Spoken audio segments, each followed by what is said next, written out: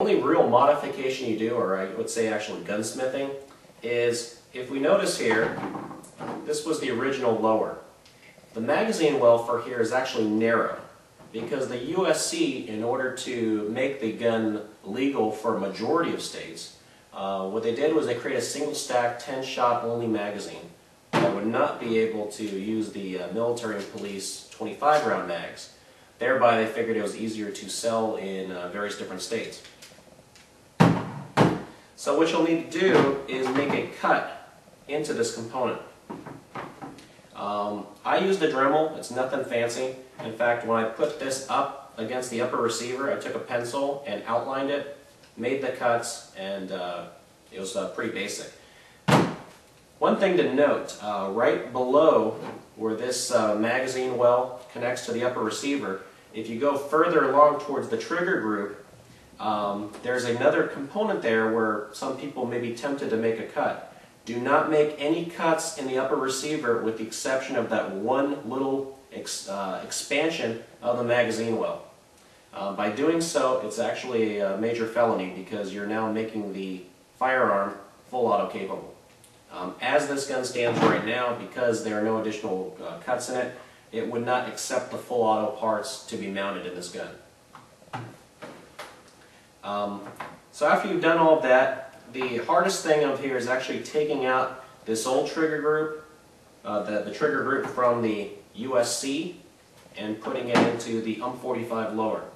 I would strongly recommend you take various photos of the trigger group prior to disassembling it. It's a very hard thing to be able to find information on how to reassemble the firearm, so I'd strongly recommend that you take these photos ahead of time. But afterwards, you pretty much have a USC. I also bought an X2 light to move on the side rail. Does this have any real practical purpose? It's a flashlight. It's extremely accurate. At 25 yards, you can pretty much have a 1 MOA with this gun. In fact, with this gun, if you are not able to keep all of your shots at 15 rounds, you could at 15 yards, you could empty all 25 rounds into the 10 zone without any of them exceeding that area. And we're not talking a very slow fire to do that. The nice thing about this also is you have the folding magazines. So you can actually put this up close into your shoulder to move into a very small close quarters area. And by far, just a really solid gun. I've been very happy with this. I own various different other military-style carbines that have very similar looks, and I'll actually talk about those in other shows. But pretty much my weekly shooter, I use this pretty much primarily. It's extremely accurate. I put so far through it approximately 5,000 rounds and have not had a single jam in this weapon, and that includes doing some fairly rapid fire single shots. Since it's a single shot, it's as fast as you can pull the trigger. I haven't had any jams in this weapon at all, so I've been extremely happy with it.